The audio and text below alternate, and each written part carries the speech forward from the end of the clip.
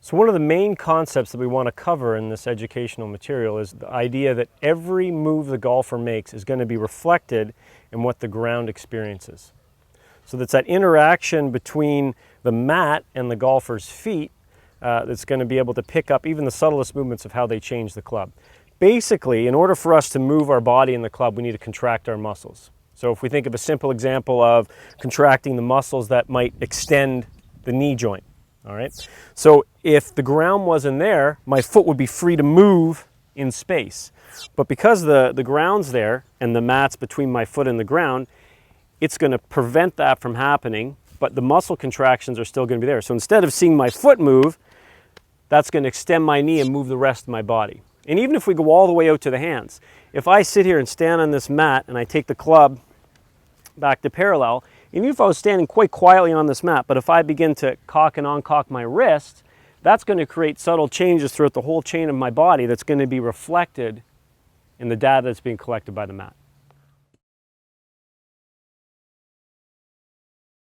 I think I've heard recently, more recently since the advent of this technology has come about, that this mat is really looking at, and ground reaction forces are really dealing with footwork. But it's much more than that. In fact, everything that happens from the ankle up is going to have a much greater influence on the data that's coming out of the BodiTrak mat. So just to use this as an example, if you hop on the mat for me for a second there, Mark. So we're measuring Mark's center of pressure trace here, and he's going to go up to the top of the swing. I want him to feel like he's in a balanced position here at the top with 50-50 on both feet. You feel 50-50? Yep. He can feel this now, right? And so this is a neat little concept that was relayed to me through John Dunnigan that makes a lot of sense. So even though we're not going to see any change in Mark's footwork, in fact, we're not going to see him move at all, we can influence that ground reaction force, and hence the center of pressure, the measurements that are coming from the mat, by him contracting muscles in his upper body. Initially, that's going to ripple its way down to the feet. So Mark, I just want you to pretend you're going to start the downswing, apply a force on my hands, boom, and we're going to see a big shift into the lead foot. That pressure is going to spike in the lead foot. And if you relax, it'll go back to 50-50, then boom, push down again. I'm making you work really hard. And that pressure is going to spike again in the lead foot. And he can feel that. He can feel that pressure shift, right? Absolutely. So from a coaching standpoint, whilst the feet may not be directly responsible for what's going on, it's a little more ankle up, the feet are a great proprioceptive cue for players and students, right? Because from a biofeedback standpoint, one of the things that's really powerful about this is that the student can actually see what they're doing, the visual representation of how hard they're pushing with the lead or the trail foot, the trail toe, the lead toe.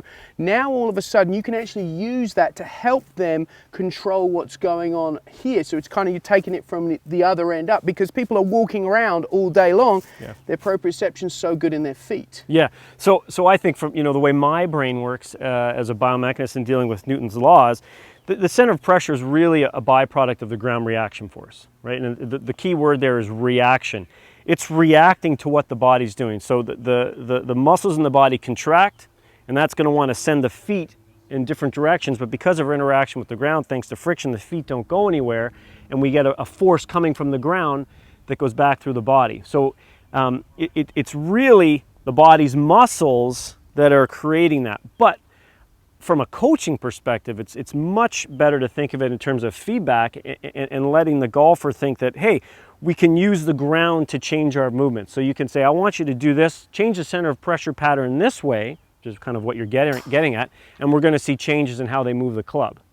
So from a golf standpoint, I could stand on this mat and I could make very subtle and small changes in my pressure and how much I'm pushing into the ground and control what the club does. So let's say I intentionally wanted to draw the ball. I could help direct the club by perhaps getting more pressure towards my trail heel in the backswing and then more pressure towards my toe, lead toe in the downswing, which is going to help me deliver the club more on that inside out swing direction path.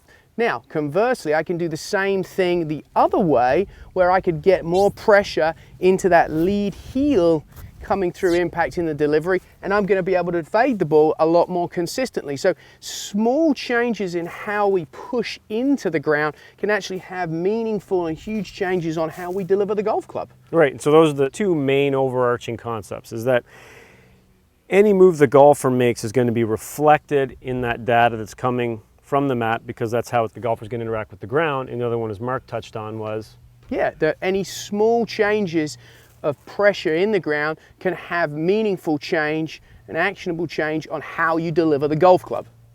exactly. So those two master concepts are a key part of how golfers can use the ground to control the club more consistently and improve their golf.